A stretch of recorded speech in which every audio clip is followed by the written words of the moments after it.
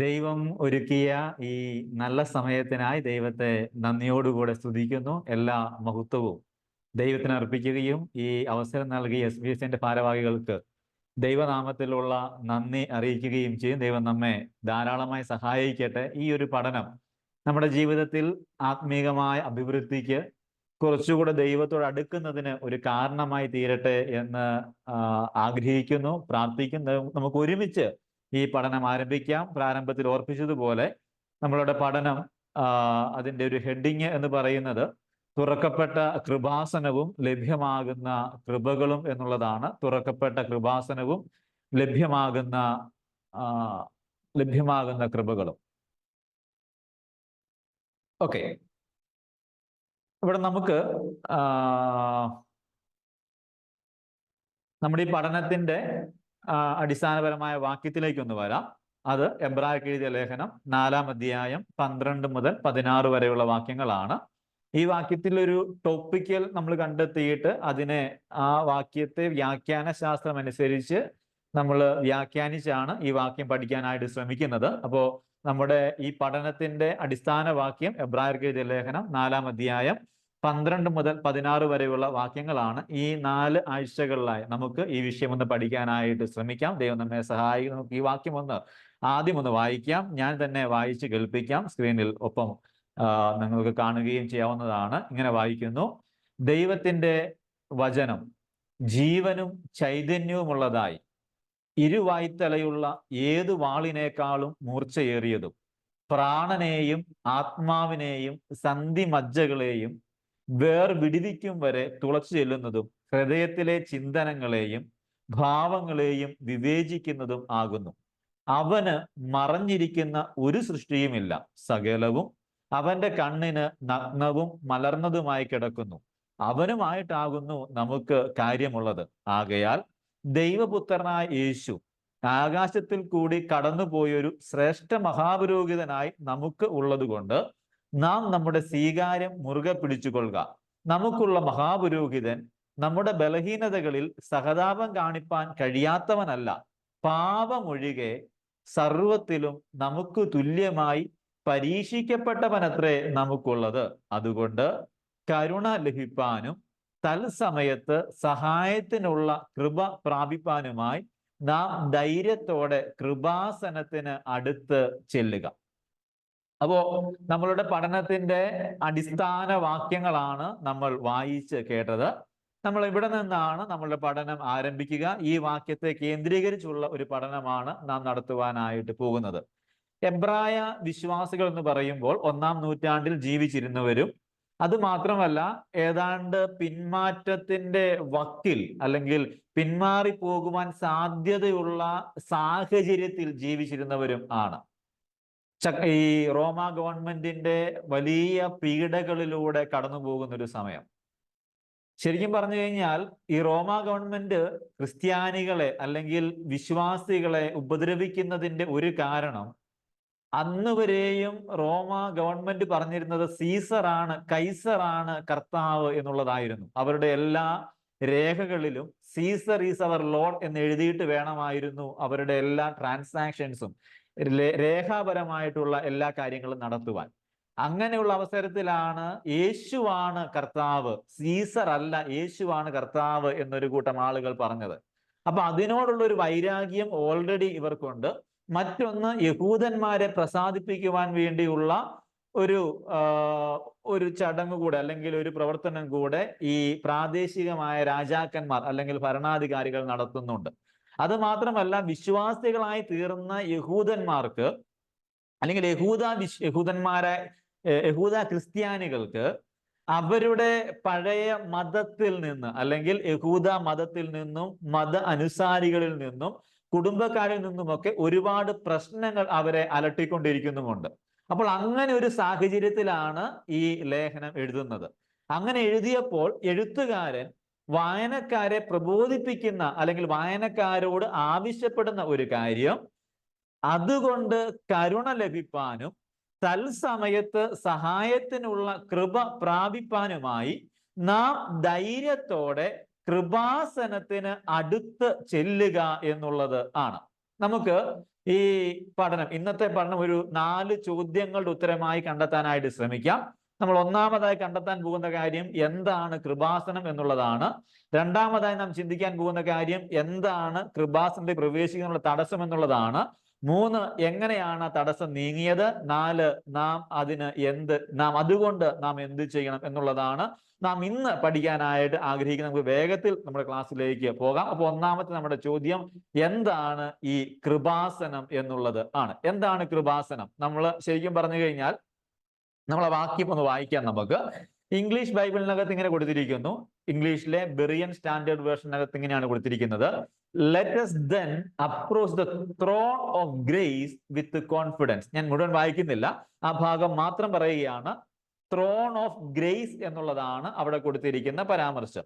ഇനി നമ്മൾ സമകാലിക വിവർത്തനം വായിക്കുകയാണെങ്കിൽ, നമ്മൾ ആദ്യം വായിച്ച സത്യവേദ പുസ്തകത്തിലെ വിവർത്തനമാണ്, അതിന്റെ തന്നെ BSAയുടെ തന്നെ സമകാലിക വിവർത്തനം വായിക്കുകയാണെങ്കിൽ അവിടെ ഇങ്ങനെ കൊടുത്തിരിക്കുന്നത്: അതുകൊണ്ട് കരുണയും കൃപയും യഥാസമയം സഹായവും ലഭിക്കാനായി നമുക്ക് ധൈര്യപൂർവം കൃപയുടെ സിംഹാസനത്തിന് അടുത്ത് ചെല്ലാം. അപ്പൊ നോക്കിക്കേ, കൃപാസനം എന്നതുകൊണ്ട് അർത്ഥമാക്കുന്ന കാര്യം കൃപയുടെ സിംഹാസനം എന്നുള്ളത് ആണ്.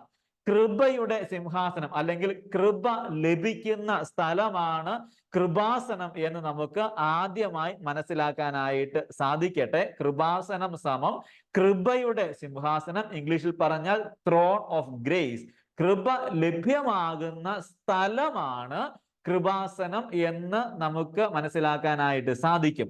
ഈ സിംഹാസനങ്ങളെ കുറിച്ച് ഒരു വലിയ പഠനം തന്നെ നമുക്ക് പഴയ നിയമത്തിനകത്ത് കാണുവാനായിട്ട് സാധിക്കും. പഴയ നിയമത്തിനകത്ത് സിംഹാസനസ്ഥനായ ഒരു ദൈവത്തെ പഴയ നിയമം വെളിപ്പെടുത്തുന്നുണ്ട്. പുതിയ നിയമത്തിനകത്തും അതേ ആശയങ്ങൾ തന്നെ പല സ്ഥലങ്ങളിലുമുണ്ട്. അപ്പോൾ സിംഹാസനമൊക്കെ പലപ്പോഴും അധികാരത്തെയും ന്യായവിധിയെയുമാണ് ചൂണ്ടിക്കാണിച്ചിട്ടുള്ളത്. പ്രത്യേകിച്ച് നമ്മൾ പഴയ നിയമം പഠിക്കുമ്പോഴത്തേക്കും ഈ യെശയ്യാവിന്റെ പുസ്തകം 6-ാം അധ്യായത്തിനകത്ത് നാം ഒരു സിംഹാസനം കാണുന്നുണ്ട്, ഉയർന്നും പൊങ്ങിയുമുള്ള സിംഹാസനം. ആ സിംഹാസനം കണ്ടപ്പോൾ യെശയ്യാ പ്രവാചകന് അവന്റെ പാപം ഓർമ്മ വരികയും അവൻ അശുദ്ധനാണ് എന്ന് മനസ്സിലാകുകയുമാണ് ചെയ്തത്. അവിടെ ഒരു ന്യായവിധി ഉണ്ടാകും എന്ന ഭയം തന്നെ ഭരിക്കുന്നതായി, അയ്യോ ഞാൻ അരിഷ്ട മനുഷ്യൻ, ഞാൻ ദൈവത്തെ കണ്ടുവല്ലോ എന്ന് പറഞ്ഞുകൊണ്ട് ഒരു ന്യായവിധിയുടെ ഭയം തന്നെ ഭരിക്കുന്ന ഒരു കാഴ്ച നാം അവിടെ കാണുന്നുണ്ട്. അപ്പോൾ അവിടെയൊക്കെ ഒരു ന്യായവിധിയുടെയും അധികാരത്തിന്റെയും ചിത്രമാണ് സിംഹാസനം നൽകിയിട്ടുള്ളത് എങ്കിൽ, പുതിയ നിയമത്തിലേക്ക് വരുമ്പോൾ വെളിപ്പാട് പുസ്തകത്തിനകത്ത് സിംഹാസനം അവിടെയും ന്യായവിധിയെ ചൂണ്ടിക്കാണിക്കുന്നുണ്ടെങ്കിൽ, ന്യായവിധിയുടെ അധികാരത്തെ കുറിച്ച് പറയുന്നുണ്ട് എങ്കിലും സഭയോട് ബന്ധപ്പെട്ട് പറയുമ്പോൾ അവിടെ പറയുന്ന സിംഹാസനം അത് ദൈവത്തിന്റെ അധികാരത്തെ കാണിക്കുന്നുണ്ട് എന്നുള്ള കാര്യം വാസ്തവമാണ്. എങ്കിലും നമ്മുടെ ന്യായവിധി അതിനകത്ത് ഉണ്ട് എന്ന് വരികിലും നമുക്ക് ലഭ്യമാകുന്നത് കൃപയാണ് എന്ന് നമുക്ക് ആദ്യം തന്നെ മനസ്സിലാക്കുവാനായിട്ട് ദൈവം നമ്മെ സഹായിക്കട്ടെ. അപ്പൊ കൃപാസനം സമം കൃപയുടെ സിംഹാസനമാണ്. സിംഹാസനങ്ങൾ പലപ്പോഴും ന്യായവിധിയെ കാണിക്കുമ്പോൾ, സിംഹാസനങ്ങൾ പലപ്പോഴും അധികാരത്തെ കാണിക്കുമ്പോൾ, നമുക്ക് നൽകിയിരിക്കുന്ന അല്ലെങ്കിൽ നമുക്ക് വേണ്ടിയിട്ടുള്ള സിംഹാസനം അതിനകത്ത് ന്യായവിധി ഉണ്ട്, സംശയമൊന്നുമില്ല. അതിനകത്ത് അധികാരമുണ്ട്, സംശയമൊന്നുമില്ല. പക്ഷേ നമുക്ക് ലഭ്യമാകുന്നത് എന്താണ്? നമുക്ക് ലഭ്യമാകുന്നത് കൃപയാണ്. അപ്പൊ കൃപ ലഭ്യമാകുന്ന ഒരു സ്ഥലമാണ് കൃപാസനം എന്ന് നമുക്ക് എന്താണ് കൃപാസനം എന്ന ചോദ്യത്തിന്റെ ഉത്തരമായി മനസ്സിലാക്കാനായിട്ട് സാധിക്കുന്നു. ഇനി നമ്മൾ പഴയ നിയമത്തിൽ പലപ്പോഴും ഈ കൃപാസനത്തെ കുറിച്ച് പറയുമ്പോൾ പല ആളുകളും, പ്രത്യേകിച്ച് ഞാൻ ഉൾപ്പെടെ പല സമയത്തും വേഗത്തിൽ മനസ്സിലാക്കാൻ വേണ്ടി ഈ പഴയ നിയമത്തിലെ കൃപാസനത്തിലേക്ക് നമ്മൾ ശ്രദ്ധ തിരിച്ചിട്ടുണ്ട്. പക്ഷെ നമുക്കൊരു അല്പം വ്യത്യാസം അതിനകത്തുണ്ട്. അത് നമുക്കൊന്ന് മനസ്സിലാക്കി മുൻപോട്ട് പോകാനായിട്ട് ശ്രമിക്കാം. അതെന്താണ് ഞാൻ വിശദീകരിക്കാം. അതിനു മുമ്പ് നമുക്ക് പഴയ നിയമത്തിലെ കൃപാസനത്തെ കുറിച്ചുള്ള വാക്യം ഒന്ന് വായിക്കാം. പുറപ്പാട് പുസ്തകം 25-ാം അധ്യായം 17-ാമത്തെ വാക്യം. ഞാൻ സമയത്തിന്റെ പരിമിതി ഉള്ളതുകൊണ്ട് ഞാൻ തന്നെ വായിക്കാം. നിങ്ങൾക്ക് വന്നെങ്കിൽ സ്ക്രീൻഷോട്ട് എടുക്കാം, അല്ലെങ്കിൽ അത് എഴുതിയെടുക്കാം, അല്ലെങ്കിൽ പിന്നീട് ഞാൻ അതിന്റെ നോട്ട് ഏറ്റവും അവസാനം നൽകാനായിട്ട് കൂടെ ശ്രമിക്കാം. ഓക്കെ, അപ്പൊ ഞാൻ തന്നെ വായിക്കുന്നു. തങ്കം കൊണ്ട് കൃപാസനം ഉണ്ടാക്കണം. അതിന്റെ നീളം 2.5 മുഴവും വീതി 1.5 മുഴവും ആയിരിക്കണം. നമുക്ക് എല്ലാവർക്കും ഈ സമാഗമന കൂടാരം എന്ന വിഷയം പഠിക്കുന്ന സമയത്ത് വളരെ വ്യക്തമായി പഠിക്കുന്ന ഒന്നാണ് കൃപാസനം എന്നുള്ളത്. പക്ഷേ നമ്മൾ അതിന്റെ ഇംഗ്ലീഷ് പരിഭാഷ വായിച്ചു കഴിഞ്ഞാൽ അവിടെ കൊടുത്തിരിക്കുന്നത് മേഴ്സി സീറ്റ് എന്നാണ്. ഗ്രേസ് എന്നല്ല, മേഴ്സി എന്നുള്ളതാണ് അവിടെ വെളിപ്പെടുന്ന കാര്യം. മേഴ്സി സീറ്റ് ആണ്, ത്രോൺ അല്ല, സിംഹാസനമല്ല, ഒരു മൂടിയാണ് എന്ന് നമുക്ക് അവിടുന്ന് മനസ്സിലാക്കാനായിട്ട് സാധിക്കുന്നുണ്ട്. ഇപ്പൊ ഞാൻ പറഞ്ഞതിന്റെ ആശയം നിങ്ങളൊന്ന് മനസ്സിലാക്കുക. ഈ പഴയ നിയമത്തിനകത്ത് കൃപാസനം എന്ന് മലയാളത്തിലോട്ട് പരിഭാഷപ്പെടുത്തിയിട്ടുണ്ടെങ്കിലും അവിടെ ഉദ്ദേശിക്കപ്പെട്ട കാര്യം കൃപയല്ല, കരുണയാണ്. നമ്മളതിന്റെ മൂലഭാഷ പഠിച്ചാലും അവിടെയും നമുക്ക് മനസ്സിലാക്കാൻ കഴിയുന്ന കാര്യം കൃപയല്ല, കരുണയാണ്. പുതിയ നിയമത്തിലല്ല, പഴയ നിയമത്തിൽ സമാഗമന കൂടാരത്തിൽ അല്ലെങ്കിൽ ദൈവത്തിന്റെ ആലയത്തിൽ ആ അതിപരിശുദ്ധമായ സ്ഥലത്തിരിക്കുന്ന പെട്ടകത്തിന്റെ മുകളിലായി ഒരു തങ്കം കൊണ്ടുള്ള അല്ലെങ്കിൽ സ്വർണം കൊണ്ടുള്ള ഒരു പലക അല്ലെങ്കിൽ ഒരു മൂടിയുണ്ട്. ആ മൂടിക്ക് മലയാളത്തിൽ കൃപാസനം എന്ന് പരിഭാഷപ്പെടുത്തിയിട്ടുണ്ടെങ്കിലും അതിന്റെ മൂലഭാഷയിലും ഇംഗ്ലീഷിലേക്കും വരുമ്പോൾ അത് കൃപയുടെ സ്ഥലം എന്നുള്ളതല്ല, മറിച്ച് കരുണയുടെ മൂടി എന്നാണ്. അല്ലെങ്കിൽ കരുണ കൊണ്ട് മൂടിയിരിക്കുന്ന അല്ലെങ്കിൽ കരുണയുടെ ഒരു സീറ്റ് എന്നാണ്, മേഴ്സി സീറ്റ് എന്നാണ് നാം അതിനെ മനസ്സിലാക്കിയിരിക്കേണ്ട കാര്യം. പക്ഷെ പുതിയ നിയമത്തിനകത്ത് കരുണയുടെ സീറ്റ് അല്ല, കരുണയുടെ മൂടിയല്ല, പിന്നെ എന്താണ്? ഇവിടെ ഒരു സിംഹാസനമാണ്, കൃപയുടെ സിംഹാസനമാണ് എന്നൊരു വ്യത്യാസം അവിടെ മനസ്സിലാക്കാനായിട്ട് കഴിയുന്നുണ്ട്. ഞാൻ കുറച്ചുകൂടി വിശദീകരിക്കാം. നമുക്കൊരു താരതമ്യമായിട്ട് 1-2 കാര്യങ്ങൾ നോക്കാം. എന്താണ് കരുണയുടെ മൂടി, എന്താണ് കൃപാസനം? നമ്മള് എബ്രായ ലേഖനം 8-ാം അധ്യായത്തിന്റെ 2-ാമത്തെ വാക്യം വായിക്കുമ്പോൾ, എബ്രായർക്ക് എഴുതിയ ലേഖനം 8-ാമത്തെ അധ്യായം അതിന്റെ 2-ാമത്തെ വാക്യം വേഗത്തിൽ ഞാനൊന്ന് വായിക്കാം. എബ്രായർക്ക് എഴുതിയ ലേഖനം 8-ാമത്തെ അധ്യായം അതിന്റെ വാക്യം 2. വിശുദ്ധ സ്ഥലത്തിന്റെയും മനുഷ്യനല്ല, കർത്താവ് സ്ഥാപിച്ച സത്യകൂടാരത്തിന്റെയും ശുശ്രൂഷകനായ മഹാപുരോഹിതൻ നമുക്കുണ്ട്. ഏത് മഹാപുരോഹിതനും വഴിപാടും യാഗവും അർപ്പിപ്പാൻ നിയമിക്കപ്പെട്ടവൻ ആകയാൽ അർപ്പിക്കുവാൻ ഇവന് വല്ലതും വേണം. ശരിക്കും ഈ മനുഷ്യനാൽ സ്ഥാപിതമായതാണ് എന്ന ഒരാശയമാണ് നമുക്ക് അവിടെ നിന്ന് മനസ്സിലാക്കാനായിട്ട് സാധിക്കുക. ഈ പറയുന്ന സിംഹാസനം എന്നുള്ളത് സ്വർഗീയ സിംഹാസനത്തെ കുറിച്ച് പറയുന്ന കാര്യമാണ്, സ്വർഗീയമായ കാര്യത്തെ കുറിച്ച് പറയുന്നതാണ്. അപ്പോൾ അത് കർത്താവ് സ്ഥാപിച്ചതാണ് എന്ന് നമുക്ക് വ്യക്തമാകുന്നുണ്ട്.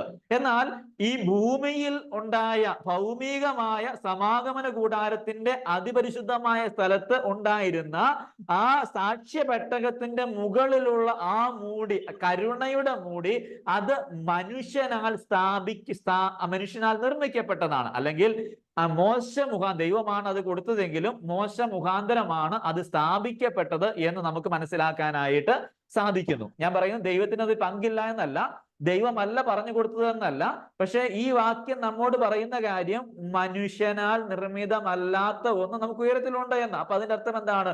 ഭൂമിയിലുള്ളത് മനുഷ്യനാൽ നിർമ്മിതമായതാണ്. അപ്പോ കരുണയുടെ മൂടി എന്ന് പറയും ദൈവമാണ് അത് ദൈവമാണ് കൽപ്പന കൊടുത്തത്, ദൈവമാണ് അതിന്റെ ആശയം കൊടുത്തത്, ദൈവമാണ് അതിന്റെ ആ ആകൃതി കൊടുത്തത്. മോശ ആ മലയിൽ വെച്ച് കണ്ടതുപോലെ തന്നെയാണ് നിർമ്മിച്ചത് എന്ന് വരികിൽ തന്നെയോ അത് മനുഷ്യനാൽ നിർമ്മിതമായതാണ് എന്ന് മനസ്സിലാക്കുക. പക്ഷെ കൃപാസനമോ അല്ലെങ്കിൽ കൃപയുടെ സിംഹാസനമോ അത് കർത്താവ് സ്ഥാപിച്ചതാണ് എന്ന് നമുക്ക് ഒന്നാമതായി മനസ്സിലാക്കാനായിട്ട് സാധിക്കുന്നു. ഇനി 2-ാമത്തെ കാര്യം, അതേ അധ്യായം തന്നെ അതിന്റെ 5-ാം വാക്യം വായിക്കുമ്പോൾ സ്വർഗീയത്തിന്റെ ദൃഷ്ടാന്തവും നിഴലുമായതിൽ ഉള്ളതാണ് എന്ന് പറഞ്ഞിരിക്കുകയാണ്. ഏത്? ഭൂമിയിൽ ഉണ്ടായിരുന്ന യഹൂദന്മാർക്കുണ്ടായിരുന്ന സമാഗമന കൂടാരമോ യഹൂദന്മാർക്കുണ്ടായിരുന്ന ആലയമോ അതിന്റെ സ്ട്രക്ചറോ ഒക്കെ അത് സ്വർഗീയമായതിന്റെ ദൃഷ്ടാന്തമാണ്, നിഴലാണ്. ഇപ്പൊ സ്വർഗീയമായത് വേറെ എവിടെയുണ്ട്? സ്വർഗത്തിലുണ്ട്. മോശയ്ക്ക് ദൈവം കൃത്യമായി കാണിച്ചു കൊടുത്തു, ഇതിന്റെ ആകൃതി ഇങ്ങനെ ആയിരിക്കണം, ഇതിന്റെ വലിപ്പം ഇങ്ങനെ ആയിരിക്കണം, നീ ഇതുപോലെ തന്നെ പണിയണം എന്ന് മോശയ്ക്ക് ദൈവം പറഞ്ഞു കൊടുത്തു. അപ്പോൾ സ്വർഗീയമായതിന്റെ ദൃഷ്ടാന്തമാണ്, സ്വർഗീയമായതിന്റെ നിഴലാണ് കരുണയുടെ മൂടി. ഇംഗ്ലീഷിൽ പറഞ്ഞാൽ മേഴ്സി സീറ്റ് എന്നുള്ളത് ദൃഷ്ടാന്തമാണ്, നിഴലാണ്. എന്തിന്റെ നിഴലാണ്? സ്വർഗീയമായതിന്റെ നിഴൽ ആണ്. അപ്പൊ കൃപാസനം സ്വർഗീയമായതാണ്. കൃപാസനം സ്വർഗീയമായതാണ്. അപ്പൊ നമ്മൾ ഒന്നാമത് പഠിച്ച കാര്യം, കരുണയുടെ മൂടി എന്നുള്ളത് അത് മനുഷ്യനാൽ സ്ഥാപിതമായതാണെങ്കിൽ, ദൈവം കൽപ്പിച്ചിട്ട് മനുഷ്യനാൽ സ്ഥാപിതമായതാണ്. കൃപാസനം ദൈവം തന്നെ സ്ഥാപിച്ചത് ആണ്. ഇനി കരുണയുടെ മൂടി എന്ന് പറയുന്നത് സ്വർഗീയമായതിന്റെ ദൃഷ്ടാന്തവും നിഴലുമായതിൽ ഉണ്ടായിരുന്നതാണ്. പക്ഷേ കൃപാസനം എന്ന് പറയുന്നത് സ്വർഗീയമായത് ആണ്, സ്വർഗത്തിൽ ഉള്ളതാണ്, സ്വർഗീയമായത് ആണ്. മൂന്നാമത്തെ കാര്യം, 9-ാം അധ്യായം 4-5 വാക്യം, എബ്രായർക്കെഴുതിയ ലേഖനം 9-ാമത്തെ അധ്യായം അതിന്റെ 4-ാമത്തെയും 5-ാമത്തെയും വാക്യം.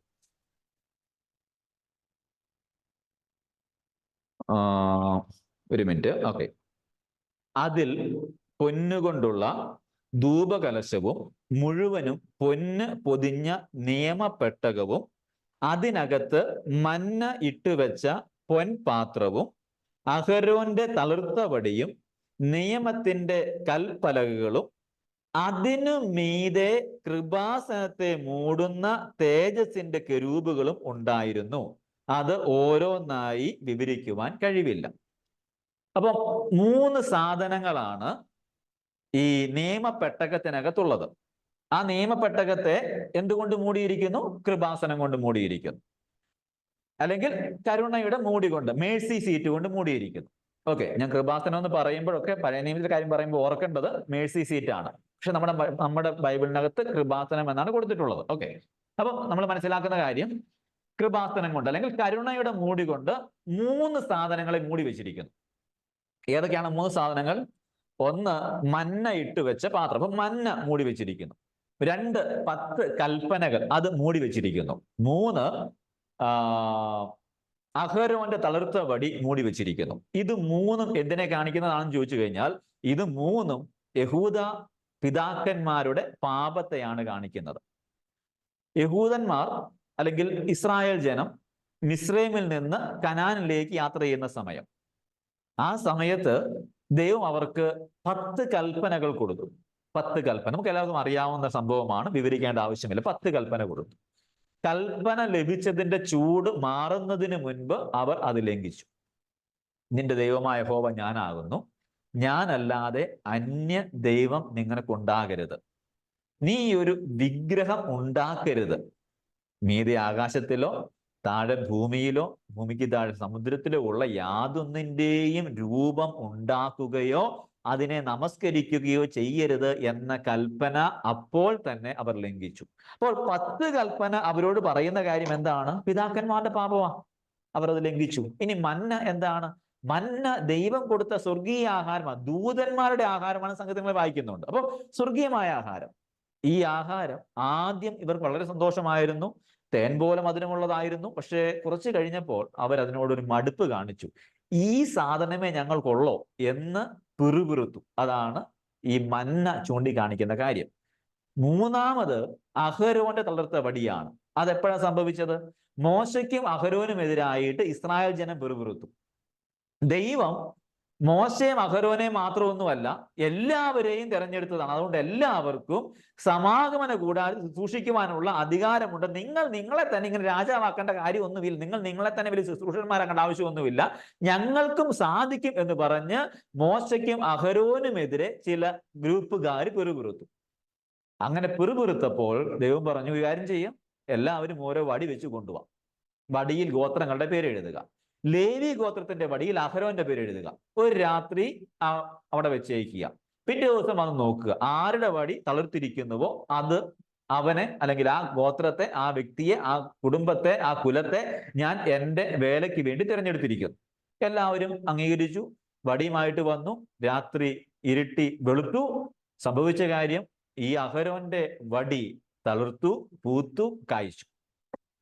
അപ്പൊ ഇതെന്തിനെ കാണിക്കുന്നു? കാണിക്കുന്നത് ദൈവം നിയോഗിച്ച ആളുകൾക്കെതിരെയുള്ള മത്സരം. അപ്പൊ ദൈവത്തിന്റെ കൽപ്പന ലംഘിച്ചു, അതാണ് 10 കൽപ്പന കാണിക്കുന്ന കാര്യം. 2, ദൈവത്തിന്റെ പ്രൊവിഷനെ അതിനെ നിരസിച്ചു, അല്ലെങ്കിൽ അതിനെ മൂല്യമില്ലാത്തതായിട്ട് കണ്ടു, അതാണ് 2ാമത്തെ കാര്യം, മന്ന കാണിക്കുന്ന കാര്യം. 3, ദൈവം നിയോഗിച്ച ഭൃത്യന്മാരെ എന്ത് ചെയ്തു? അവർക്കെതിരെ പാപം ചെയ്തു, അല്ലെങ്കിൽ അവരെ വേണ്ട എന്ന് പറയുന്ന ഒരവസ്ഥയിലേക്ക് വന്നു. ഈ മൂന്ന് പാപത്തെയും കരുണ കൊണ്ട് മൂടിയിരിക്കുന്നു. ദൈവത്തിന് അവരോട് കരുണ തോന്നി. ദൈവത്തിന് ഇസ്രായേൽ ജനതയോട് കരുണ തോന്നി. എന്നിട്ട് പറഞ്ഞു, നിങ്ങളുടെ പിതാക്കന്മാരുടെ പാപം ഞാൻ എന്ത് ചെയ്യുന്നില്ല, ഇനി ഓർക്കുന്നില്ല, ഇനി ഓർക്കുന്നില്ല. എന്നാ നമ്മുടെ കൃപയുടെ സിംഹാസനത്തിന്റെ കാര്യം എന്താ പ്രത്യേകത, എന്താ വ്യത്യാസം എന്താണ്? അകൃത്യങ്ങളെ കുറിച്ച് പുതിയ നിയമം എഴുതുന്നതിനെ കുറിച്ച് പറയുകയാണ്. നമ്മുടെ പുതിയ നിയമമല്ല, ഹൃദയത്തിൽ എഴുതുന്ന പുതിയ നിയമം. അതിനെക്കുറിച്ച് പറയുകയാണ്, അകൃത്യങ്ങളെ കുറിച്ച് കരുണയുള്ളവനായി പാപങ്ങളെ അവൻ ഇനി ഓർക്കുന്നില്ല. ഇസ്രായേലിന്റെ പാപങ്ങളെ മൂടി വെച്ചിരിക്കുകയാണ്. അതിന്റെ ഓർമ്മ അവിടെ തന്നെ ഉണ്ട്. ഇതാ കണ്ടോ 10 കൽപ്പന, അത് ഞാൻ കൃപ കൊണ്ട് കരുണ കൊണ്ട് മൂടിയിരിക്കുന്നു. ഇതാ കണ്ടോ മന്ന, അത് കരുണ കൊണ്ട് മൂടിയിരിക്കുന്നു. അഹരോന്റെ വടി കണ്ടോ, കരുണ കൊണ്ട് മൂടിയിരിക്കുന്നു. പക്ഷെ നമ്മുടെ കാര്യത്തിലോ, നമ്മുടെ പാപങ്ങളെയോ നമ്മുടെ പിതാക്കന്മാരുടെ പാപങ്ങളെയോ ദൈവം മൂടി വെച്ചിരിക്കുകയല്ല, അതിന്റെ മുകളിൽ കരുണ വെച്ചിരിക്കുകയല്ല, മറിച്ച് ആ സകല പാപങ്ങളെയും ക്ഷമിച്ചു നൽകിയിരിക്കുന്നു. അവയെ ഇനി ഓർക്കുന്നില്ല. അറിയായ്മയുടെ കാലങ്ങളെ അവൻ ഓർക്കാതെ, അതിനെ ശിക്ഷിക്കാതെ, എല്ലായിടത്തും എല്ലാ മനുഷ്യരും രക്ഷിക്കപ്പെടണം, വിശ്വസിക്കണം, ദൈവമക്കളാകണം എന്ന് നമ്മുടെ ദൈവം ആഗ്രഹിക്കുന്നു. അപ്പൊ കരുണയുടെ മൂടി എന്ന് പറയുന്നത് അത് ഇസ്രായേലിന്റെ പിതാക്കന്മാരുടെ പാപത്തെ മൂടി വെക്കുന്നതാണ് എങ്കിൽ, കൃപാസനം എന്ന് പറയുന്നത് എൻ്റെ ദൈവമക്കളെ നമ്മളുടെ പാപത്തെ മുഴുവനും ക്ഷമിച്ചു തന്ന, അകൃത്യങ്ങളെ ഒന്നും ഓർക്കാത്തതാണ് എന്ന് നമുക്ക് മനസ്സിലാക്കാനായിട്ട് സാധിക്കും. അപ്പൊ കരുണയുടെ മൂടി, മേഴ്സി സീറ്റ്, അത് മനുഷ്യനാൽ നിർമ്മിതമാണ്, അത് സ്വർഗീയമായതിന്റെ നിഴലാണ്, അത് പിതാക്കന്മാരുടെ പാപത്തെ മൂടിയിരിക്കുന്നതാണ്. കൃപാസനമാകട്ടെ, കൃപയുടെ സിംഹാസനമാകട്ടെ, അത് കർത്താവ് സ്ഥാപിച്ചതാണ്, അത് സ്വർഗീയമായതാണ്, അതാണ് ആക്ച്വൽ. അത് അകൃത്യങ്ങളെ കുറിച്ച് കരുണയുള്ളവനായി പാപത്തെ ഓർക്കാത്ത കർത്താവ് ഇരിക്കുന്ന സിംഹാസനമാണ്. ഓക്കെ, അടുത്ത കാര്യം 9-ാം അധ്യായത്തിന്റെ 4-5 വാക്യം പറയുന്നു, ആണ്ടിലൊരിക്കൽ മഹാപുരോഹിതൻ മാത്രം രക്തത്തോടു കൂടെ പ്രവേശിക്കണം. സ്വന്തം രക്തമല്ല, ആട്ടുകൊറ്റന്മാരുടെയും കാളക്കിടാങ്ങളുടെയും രക്തത്തോടു കൂടെ പ്രവേശിക്കണം. അത് ആദ്യം ഇസ്രായേൽ ജനതയുടെ മുഴുവൻ പാപത്തിന് വേണ്ടി യാഗം കഴിക്കണം, സ്വന്തം പാപത്തിന് വേണ്ടി യാഗം കഴിക്കണം. യാതൊരു പാപവും അല്ലെങ്കിൽ യാതൊരു അകൃത്യങ്ങളും തൻ്റെ മേലില്ല, പൂർണ്ണമായി യാഗത്താൽ ശുദ്ധീകരണം പ്രാപിച്ചു ഉള്ള വിശ്വാസത്തോടെയും അതിൻ്റെ അടിസ്ഥാനത്തോടെയും ആ രക്തവുമായി മഹാപുരോഹിതൻ അവന്റെ സർവാംഗ വസ്ത്രവും ധരിച്ചുകൊണ്ട് ഈ ദൈവത്തിന്റെ ആലയത്തിലെ അതിപരിശുദ്ധമായ സ്ഥലത്തേക്ക് വരികയാണ്. അതിപരിശുദ്ധമായ സ്ഥലത്തേക്ക് വരികയാണ്. അപ്പോൾ നോക്കിയേ, ആണ്ടിലൊരിക്കൽ മാത്രം പ്രവേശിക്കപ്പെടുന്ന സ്ഥലം. ഇവിടെയോ കൃപാസനം എന്ന് പറയുമ്പോഴോ അവിടെ പറയുന്നത് യേശു 4-ാം അധ്യായം 14-ാം വാക്യവും 7-ാം അധ്യായം 27-ാമത്തെ വാക്യം. ഞാൻ സമയത്തിന്റെ പരിമിതിയോടെ ഞാൻ വായിക്കുന്നില്ല, നിങ്ങൾ ദയവായി പിന്നീട് ക്ലാസ് കഴിയുമ്പോൾ ഒന്ന് വായിച്ചു നോക്കുക. അവിടെ എഴുതിയിരിക്കുന്ന ഇത്രയേ ഉള്ളൂ, യേശു തന്നെത്താൻ അർപ്പിച്ചുകൊണ്ട് ഒരിക്കലായി അവിടേക്ക് പ്രവേശിച്ചു, അവിടെ മഹാപുരോഹിതനായി വാഴും. അവൻ ഒരിക്കലായി തൻ്റെ സ്വന്തം രക്തം കൊണ്ട് അവിടേക്ക് പ്രവേശിച്ചു. അത് അവന്റെ പാപത്തിന് വേണ്ടി ആയിരുന്നില്ല. അവന് പാപമില്ല, അവൻ പാപം അറിഞ്ഞിട്ടില്ല, അവന് യാഗത്തിന്റെ ആവശ്യവുമില്ല. എന്നാൽ അവൻ തൻ്റെ രക്തം നമ്മുടെ പാപത്തിന് വേണ്ടി ചൊരിഞ്ഞ് ആ രക്തവുമായി ഈ സ്വർഗീയമായതിലേക്ക് പ്രവേശിച്ചു. അപ്പോൾ കരുണയുടെ മൂടിയിലേക്ക്, ആ സ്ഥലത്തേക്ക് ഒരിക്കൽ മാത്രം പ്രവേശനം, ആണ്ടിലൊരിക്കൽ മാത്രം പ്രവേശനം, പക്ഷെ രക്തം അനിവാര്യമാണ്. ഇവിടെ ഇതാ കർത്താവ് ഒരിക്കലായി പ്രവേശിച്ചു, എന്നേക്കുമായി പ്രവേശിച്ചു. അവിടെ ഇപ്പോൾ യേശു കർത്താവ് മഹാപുരോഹിതനായി വാണിട്ട് ആ സിംഹാസനത്തിൽ ഇരിക്കുകയാണ്. ഇത്രയും കാര്യം മനസ്സിലായെന്ന് വിശ്വസിക്കുന്നു. മുന്നോട്ടൊന്ന് പോകാനായിട്ട് ശ്രമിക്കുകയാണ്. രണ്ടാമത്തെ ചോദ്യം, എന്താണ് കൃപാസനത്തിലേക്ക് പ്രവേശിക്കുന്നതിന് തടസ്സം? അപ്പൊ നമ്മൾ ഇത്രയും നേരം കണ്ട കാര്യം, കൃപാസനം എന്താണെന്ന് കണ്ടു. എന്താണ് കൃപാസനം? കൃപയുടെ സിംഹാസനം, കൃപ ലഭ്യമാകുന്ന സ്ഥലം. പലപ്പോഴും പഴയ നിയമത്തിലെ മേഴ്സി സീറ്റുമായി നമ്മൾ അതിനെ താരതമ്യം ചെയ്തിട്ട് അതാണ് ഇത് എന്ന് പറയാറുണ്ട്. പക്ഷെ ശകലം വ്യത്യാസം അതിനകത്തുണ്ട്. എന്താണെന്ന് ചോദിച്ചു കഴിഞ്ഞാൽ, ഒന്നാമത് മേഴ്സി സീറ്റ്, പഴയ നിയമത്തിലെ കൃപാസനം എന്ന് മലയാളത്തിൽ ഉയർന്നിരിക്കുന്ന മേഴ്സി സീറ്റ്, അത് മനുഷ്യനാൽ സ്ഥാപിതമായതാണ്. അത് സ്വർഗീയമായതിന്റെ നിഴലാണ്. അത് അവിടേക്ക് ഒരിക്കൽ മാത്രമേ പ്രവേശനമുള്ളൂ. അത് പാപത്തെ മൂടി വെച്ചിരിക്കുന്നതാണ്. എന്നാൽ കൃപാസനം എന്ന് പറയുന്നത് ഇത് കർത്താവ് സ്ഥാപിച്ചതാണ്. അത് സ്വർഗീയമായതാണ്. പാപങ്ങളെ ഇനി ഓർക്കുന്നതേയില്ല, മൂടി വെച്ചിരിക്കുകയല്ല, മുഴുവനെയും ക്ഷമിച്ചു തന്നു, മായ്ച്ചു തന്നു, ഇനി മേലെ അതിനെ ഓർക്കത്തില്ല. അത് മൂടിയിരിക്കുകയല്ല, പൂർണ്ണമായി മാറ്റിയിരിക്കുന്നു. മാത്രമല്ല അവിടെ കർത്താവ്, ഈ സിംഹാസനത്തിൽ കർത്താവ് ഒരിക്കലായി പ്രവേശിച്ചിട്ട്, സ്വർഗീയമായിരിക്കും ഒരിക്കലായി പ്രവേശിച്ചിട്ട് അവിടെ മഹാപുരോഹിതനെ നമുക്ക് വേണ്ടിയിട്ട് വാഴുകയാണ്. ഇതാണ് വ്യത്യാസം. അപ്പൊ നമുക്ക് വേണ്ടിയുള്ളത് നമ്മുടെ പാപങ്ങളെ മൂടിയിരിക്കുന്ന ഒരു സ്ഥലമല്ല, മൂടി വെച്ചിരിക്കുന്ന ഒരു പലകയല്ല, മറിച്ച് നമുക്കുള്ളത് ഒരു സിംഹാസനമാണ്. അവിടെ നമ്മുടെ കർത്താവ് സിംഹാസനസ്ഥനാണ്, മഹാപുരോഹിതനായി അവിടെ വാഴുകയാണ്. അവൻ നമ്മുടെ പാപങ്ങളെ എന്ത് ചെയ്യുന്നില്ല? ഓർക്കുന്നില്ല. അതിനെ മൂടി വെച്ചിരിക്കുകയല്ല, അതിനെ ക്ഷമിച്ച് തരികയാണ് ചെയ്തത്. ഓക്കെ, എന്താണ് കൃപാസനത്തിന് പ്രവേശിക്കുവാനായിട്ട് തടസ്സം? ഈ മേഴ്സി സീറ്റിലേക്ക്, കരുണയുടെ മൂടിലേക്ക് പ്രവേശിക്കാനുള്ള തടസ്സം 9-ാം അധ്യായം 7-ാം വാക്യം വായിക്കുമ്പോൾ, ആണ്ടിൽ ഒരിക്കൽ മഹാപുരോഹിതൻ മാത്രം ചെല്ലും, രക്തം കൂടാതെയല്ല, അത് അവൻ തൻ്റെയും ജനത്തിൻ്റെയും അബദ്ധങ്ങൾക്ക് വേണ്ടി അർപ്പിക്കും. അപ്പോൾ എന്താണ് ശരിക്കും ഈ കരുണയുടെ മൂടിയിലേക്ക്, അല്ലെങ്കിൽ ഈ കൃപാസനത്തിന്റെ നിഴലായിട്ടുള്ള, അതിന്റെ ദൃഷ്ടാന്തമായിട്ടുള്ള മേഴ്സി സീറ്റിലേക്ക് പ്രവേശിക്കാൻ തടസ്സം? അവരുടെ അബദ്ധങ്ങൾ, അവരുടെ പാപങ്ങൾ. ന്യായപ്രമാണം അവരോട് പറയുകയാണ്, നിങ്ങൾ പാപിയാണ്, പ്രവേശിക്കാൻ പറ്റത്തില്ല, ദൈവം അതിപരിശുദ്ധനാണ്, ദൈവത്തിന്റെ കോപം നിങ്ങളുടെ നേരെ ജ്വലിക്കും, അവൻ നിങ്ങളെ ദഹിപ്പിച്ചു കളയും, അതുകൊണ്ട് ഈ പാപവുമായി അങ്ങോട്ട് പോകാൻ പറ്റത്തില്ല. അപ്പം ആക്ച്വലായതിലേക്ക് പോകാൻ തടസ്സം എന്താണ്?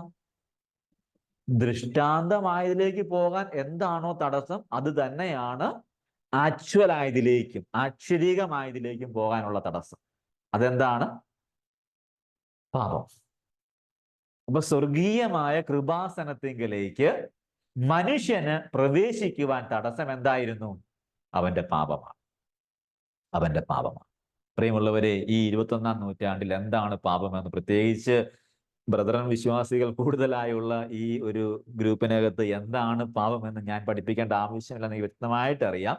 നമ്മൾ പലപ്പോഴും പാപത്തെക്കുറിച്ച് വളരെ വ്യക്തമായി പഠിച്ചിട്ടുണ്ട്, വളരെ വ്യക്തമായി മനസ്സിലാക്കിയിട്ടുമുണ്ട്. അപ്പോൾ ദൈവത്തിന് ഇഷ്ടമില്ലാത്ത കാര്യങ്ങൾ കാണുന്നതും കേൾക്കുന്നതും ചിന്തിക്കുന്നതും പ്രവർത്തിക്കുന്നതും ഒക്കെയാണ് പാപമെന്ന് നമ്മളിങ്ങനെ ഈ BBS-നൊക്കെ പഠിപ്പിക്കാറുണ്ടെങ്കിലും, യഥാർത്ഥത്തിൽ പാപം എന്നതുകൊണ്ട് അർത്ഥമാക്കുന്ന കാര്യം ദൈവത്തിന്റെ കൽപ്പനകളുടെ ലംഘനമാണ് പാപം.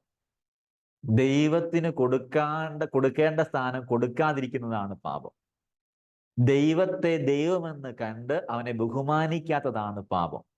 ബാക്കിയുള്ളതെല്ലാം കണ്ണുകൊണ്ട് കാണുന്ന ദൈവം ഇഷ്ടപ്പെടാത്ത കാര്യങ്ങളൊക്കെ പാപത്തിന്റെ പ്രവൃത്തികളാണ്. പിന്നെ നമ്മൾ പിള്ളേർക്ക് മനസ്സിലാകാൻ വേണ്ടി ആ ഒരു രീതിയിൽ പറഞ്ഞു കൊടുക്കുന്നത് മാത്രമേ ഉള്ളൂ. യഥാർത്ഥത്തിൽ പാപം ദൈവത്തിന്റെ കൽപ്പനകളുടെ ലംഘനമാണ് പാപം. ദൈവത്തെ ദൈവമെന്ന് കണ്ട് മഹത്വപ്പെടുത്താത്തതാണ് പാപം. ദൈവത്തിന് ബഹുമാനം കൊടുക്കാത്തതാണ് പാപം.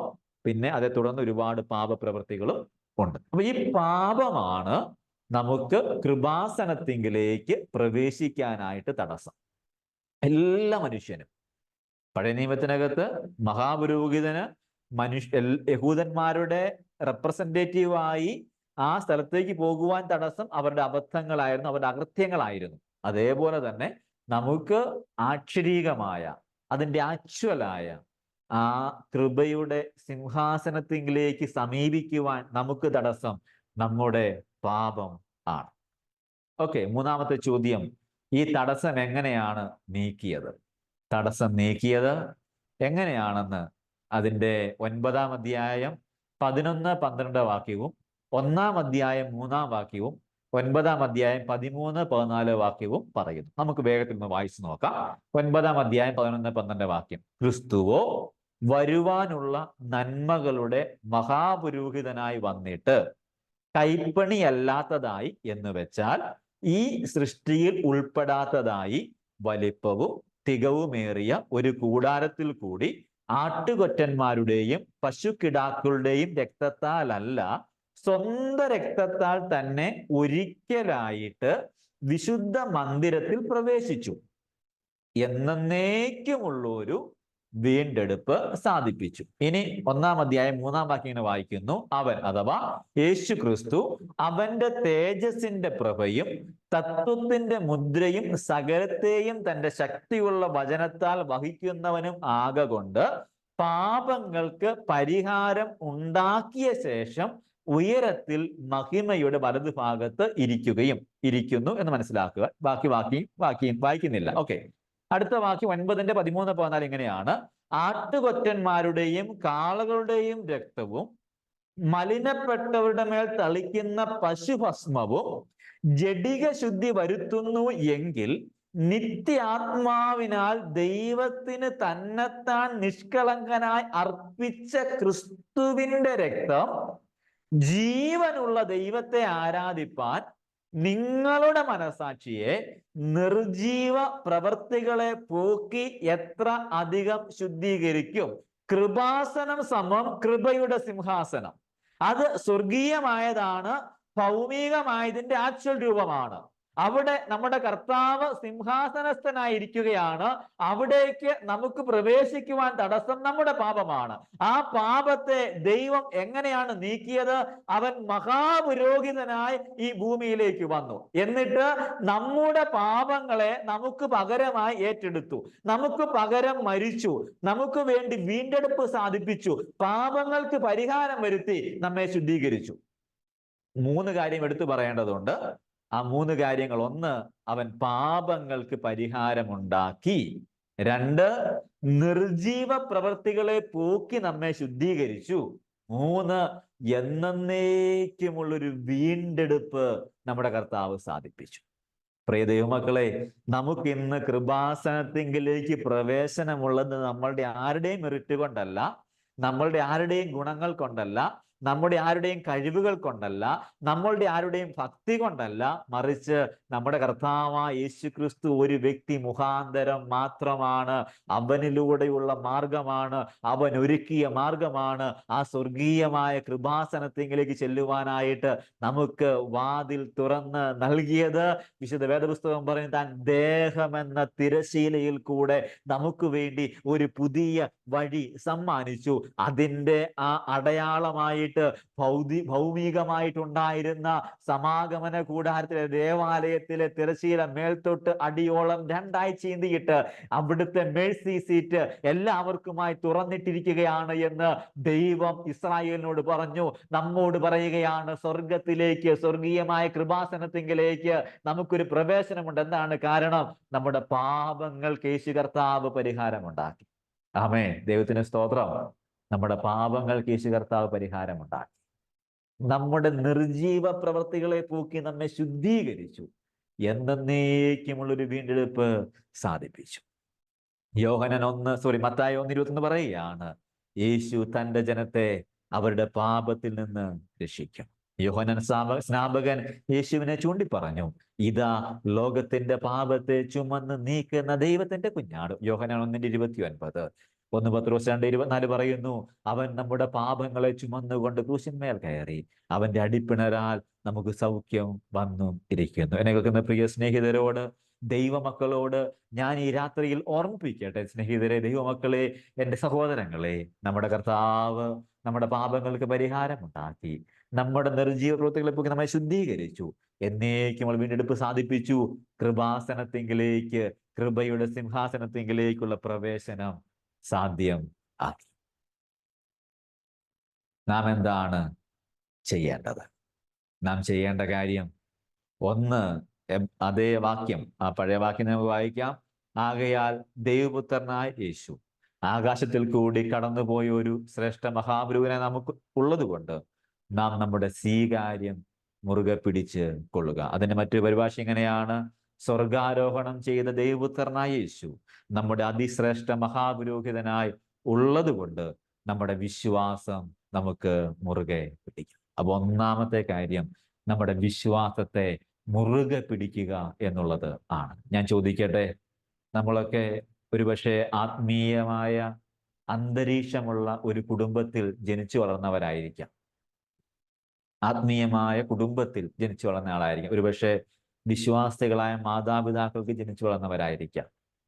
ചെറുപ്പം മുതലേ നമ്മളിങ്ങനെ ബൈബിളിനെ കുറിച്ച് കേൾക്കുന്നു, കുറെ വാക്യങ്ങൾ കാണാതെ പഠിക്കുന്നു, പിന്നീട് പല ക്യാമ്പുകൾക്ക് പോകുന്നു, ആ ക്യാമ്പുകളിൽ വെച്ച് ദൈവവചനം പഠിക്കുന്നു, സൺഡേ സ്കൂൾ ദൈവവചനം പഠിക്കുന്നു. ഇങ്ങനെയൊക്കെ ചെയ്തിട്ട് യഥാർത്ഥമായി വിശ്വാസമില്ലാതെ രക്ഷിക്കപ്പെട്ടു എന്ന മിഥ്യാധാരണയിലാണ് നാം ജീവിക്കുന്നത് എങ്കിൽ നമുക്ക് മുറുകെ പിടിക്കാൻ എന്താ ഉള്ളത്? ഒരിക്കലും ഒരു ക്യാമ്പിനെ കുറിച്ച് രണ്ട് കൂട്ടുകാര് പറഞ്ഞൊരു കാര്യം എൻ്റെ ഓർമ്മയിലേക്ക് വരികയാണ്. ഞാൻ ക്യാമ്പുകൾക്കെതിരല്ല, പക്ഷേ ഒരിക്കലും ഒരു ദേവദാസൻ ഒരു ക്യാമ്പിൽ ഇങ്ങനെ നിന്ന് പ്രസംഗിച്ചുകൊണ്ടിരിക്കുകയാണ്. ഒരുപാട് കുഞ്ഞുങ്ങൾ മുൻപിലിരിപ്പുണ്ട്. 200-ലധികം 500-ലടുത്ത് കുഞ്ഞുങ്ങൾ ഉണ്ട്. അദ്ദേഹം വളരെ ശക്തമായി സംസാരിക്കുന്നു, വളരെ കൃത്യമായി സുവിശേഷം പങ്കുവെക്കുകയും ചെയ്തു. പക്ഷെ ചില കുഞ്ഞുങ്ങൾ ഇങ്ങനെ, നമുക്കറിയാലോ, അവര് കഥ പറഞ്ഞും കാര്യം പറഞ്ഞും കളി പറഞ്ഞും ഒക്കെ ഇങ്ങനെ ഇരിക്കും. ഇപ്പൊ രണ്ട് കൂട്ടുകാര് ഇങ്ങനെ അടുത്തടുത്തിരുന്ന് എന്തൊക്കെയോ ഇങ്ങനെ പറഞ്ഞുകൊണ്ടിരിക്കുകയാണ്. അപ്പോ ഈ സുവിശേഷൻ ഇവിടെ നിന്നുകൊണ്ട് ആഹ്വാനം കൊടുത്തു, ഇന്നാരുണ്ട് ഈ യേശുവിനെ സ്വീകരിക്കാൻ? അപ്പൊ പുറകെ ഇരുന്ന് രസികനായ ഒരുത്തൻ ഈ രണ്ടുപേരെ തോണ്ടി, ഈ സംസാരിച്ച രണ്ടുപേരെ തോണ്ടിട്ട് പറഞ്ഞു, എടാ എഴുന്നേക്ക്. ഇവന്മാര് ചാടിയങ്ങ് എഴുന്നേറ്റു. എന്താണെന്ന് ഒന്നും മനസ്സിലായില്ല. എന്നിട്ട് തിരിച്ചു ചോദിച്ചു, എടാ എന്ത് സംഭവിച്ചേ? പിന്നെ ബാക്കിയുള്ള കാര്യങ്ങളൊക്കെ നടന്നു, ഏറ്റു പറയിപ്പിച്ചു, പ്രാർത്ഥനയൊക്കെ നടന്നു. പിന്നെ ഇവന്മാര് ചോദിച്ചു, എടാ എന്തോ സംഭവിച്ചേ?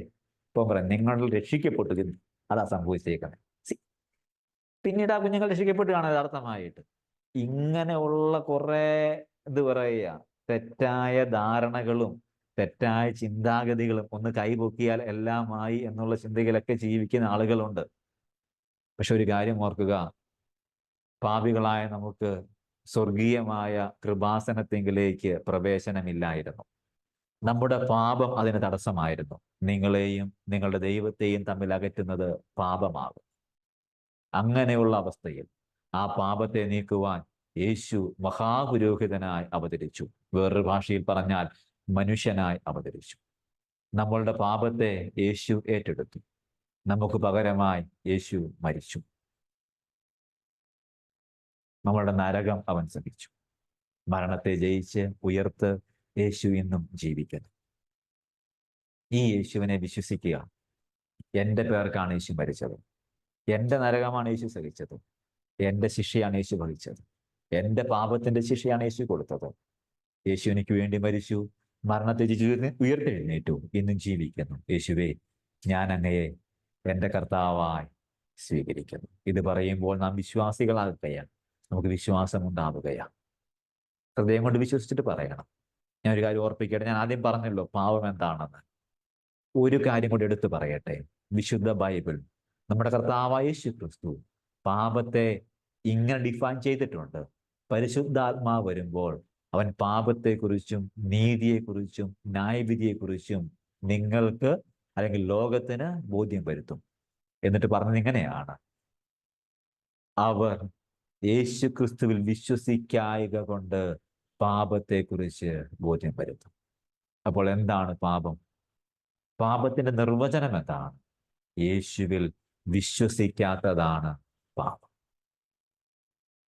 യേശുവിൽ വിശ്വസിക്കാത്തതാണ് പാപം. താങ്കൾ വിശ്വസിക്കുന്നുണ്ടോ? എൻ്റെ പേർക്കാണ് യേശു, എൻ്റെ നരകമാണ് യേശു സഹിച്ചത്, എൻ്റെ ശിക്ഷയാണ് യേശു കൊടുത്തത്. ആ യേശു മരിച്ചു, മരണത്തെ ജയിച്ചു, ഉയർത്തെഴുന്നേറ്റു, പാപങ്ങൾക്ക് പരിഹാരം വരുത്തി, സ്വർഗത്തിലേക്ക് കയറിപ്പോയി, സിംഹാസനത്തിൽ എനിക്ക് വേണ്ടി മഹാപുരോഹിതനായിട്ടിരിക്കും. ഈ വിശ്വസിച്ചവർക്കായി ഞാൻ ദൈവത്തെ സ്തുതിക്കുന്നു. നമുക്ക് ഈ വിശ്വാസം മുറുകെ പിടിക്കാം. യേശു എൻ്റെ കർത്താവാണ്, എൻ്റെ മഹാപുരോഹിതനാണ്. എനിക്ക് വേണ്ടി സ്വർഗത്തിൽ സിംഹാസനത്തിൽ അവനുണ്ട്. ആ സിംഹാസനം കൃപയുടെ സിംഹാസനമാണ്. ഇത് നമുക്ക് വിശ്വസിക്കാം. ആ വിശ്വാസം നമുക്ക് മുറുകെ പിടിക്കാം, വിട്ടുകളയാതിരിക്കാം. അത് നമുക്ക് മുറുകെ പിടിക്കാം. രണ്ടാമത് ചെയ്യേണ്ട കാര്യം 4-ാം അധ്യായം 16-ാമത്തെ വാക്യം. അതുകൊണ്ട് കരുണ ലഭിപ്പാനും തത്സമയത്ത് സഹായത്തിനുള്ള കൃപ പ്രാപിപ്പാനുമായി നാം ധൈര്യത്തോടെ കൃപാസനത്തിനടുത്ത് ചെല്ലുക. അപ്പൊ രണ്ടാമത്തെ കാര്യം എന്താണ്? ധൈര്യത്തോടെ കൃപാസനത്തിനടുത്ത് ചെല്ലുക. Draw near to the throne of grace. അതിൻ്റെ അടുക്കലേക്ക് ചെല്ലുക. പഴയ നിയമത്തിനകത്ത് കരുണയുടെ മൂടിയുടെ അടുക്കലേക്ക് ആണ്ടിലൊരിക്കൽ മഹാപുരോഹിതന് മാത്രം രക്തവുമായി പ്രവേശനമുള്ള ഇടത്ത് നമുക്ക് വേണ്ടി തുറക്കപ്പെട്ട ഒരു കൃപാസനമുണ്ട്. അവിടേക്ക് നമുക്ക് ധൈര്യത്തോടെ ഒരു ഭയവും കൂടാതെ അടുത്തിയല്ല. കാരണം ആദ്യം അവിടേക്ക് പോയയാള്, അവിടെ ഇരിക്കുന്നയാള് നമുക്ക് വേണ്ടി രക്തം ചീന്തി നമ്മളുടെ പാപങ്ങൾക്ക് പരിഹാരം വരുത്തി നമ്മെ ശുദ്ധീകരിച്ച് എന്നേക്കുമുള്ള വീണ്ടെടുപ്പ് സാധ്യമാക്കി തന്നയാളാണ്. ദൈവം നമ്മെ സഹായിക്കട്ടെ. വിശ്വാസം മുറുകെ പിടിക്കാം. കർത്താവിന്റെ അടുക്കിലേക്ക്, ആ കൃപാസനത്തിന്റെ അടുക്കിലേക്ക് നമുക്ക് അടുത്തിയെല്ലാം. ഈ പഠനം നമുക്ക് ഒരു ഉപകാരമാകട്ടെ. നമുക്കൊരു വാക്ക് ദൈവമുഖത്തേക്ക് നോക്കി പ്രാർത്ഥിക്കാന് ശേഷം ഉത്തരവാദിത്തപ്പെട്ട സഹോദരന്മാര് പ്രാർത്ഥിക്കുന്നതാണ്. പ്രിയപിതാവായ ദൈവമേ, ഞങ്ങൾ അങ്ങയുടെ നാമത്തെ സ്തുതിക്കുന്നു, മഹത്വപ്പെടുത്തുന്നു. ഈ രാത്രിയുടെ യാമത്തിൽ ഞങ്ങൾക്ക് തിരുവചനത്തിന് വിളിച്ചതിലിരിക്കുക എന്ന വലിയ ഭാഗ്യത്തിനായി ഞങ്ങൾ നന്ദി പറയും. ഞങ്ങൾക്ക് വേണ്ടി അവിടുന്ന് ഒരു കൃപാസനം തുറന്നിട്ടിരിക്കുകയാൽ ഞങ്ങൾ അങ്ങയുടെ നാമത്തെ സ്തുതിക്കുന്നു, ഞങ്ങൾ അങ്ങയെ മഹത്വപ്പെടുത്തുന്നു. കർത്താവേ, ഞങ്ങളുടെ പാപങ്ങളെ ഒന്നും ഓർക്കാതെ ഞങ്ങൾക്ക് വേണ്ടി അവിടുന്ന് ആ സിംഹാസനത്തിൽ മഹാപുരോഹിതനായി വാഴുന്നത് കൊണ്ട് ഞങ്ങൾ അങ്ങയുടെ നാമത്തെ സ്തുതിക്കുന്നു. ഞങ്ങളുടെ വിശ്വാസം മുറുകെ പിടിച്ച് അവിടേക്ക് അടുത്തു വരുവാൻ ഞങ്ങളെ ഏവരെയും സഹായിക്കണമേ എന്ന് അങ്ങയോട് ഞങ്ങൾ യാചിക്കുന്നു. കൃപ തരണം അപ്പച്ച. ആ കൃപയിൽ ആശ്രയിച്ചുകൊണ്ട് കൃപാസനത്തിന്റെ ആ കർത്താവെ സമീപത്ത് ജീവിപ്പാൻ ഞങ്ങളെ സഹായിക്കണമേ എന്ന് അപേക്ഷിക്കുന്നു. തന്ന വചനത്തിനായും കൃപയ്ക്കായിട്ട് നന്ദി പറയുന്നു. അടിയനിലൂടെ അങ്ങ് സംസാരിച്ചുവല്ലോ, സ്തോത്രം ചെയ്യുന്നു.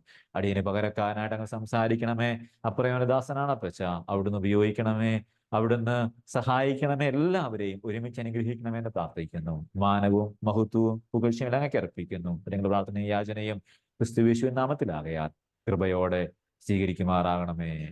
ആമേൻ.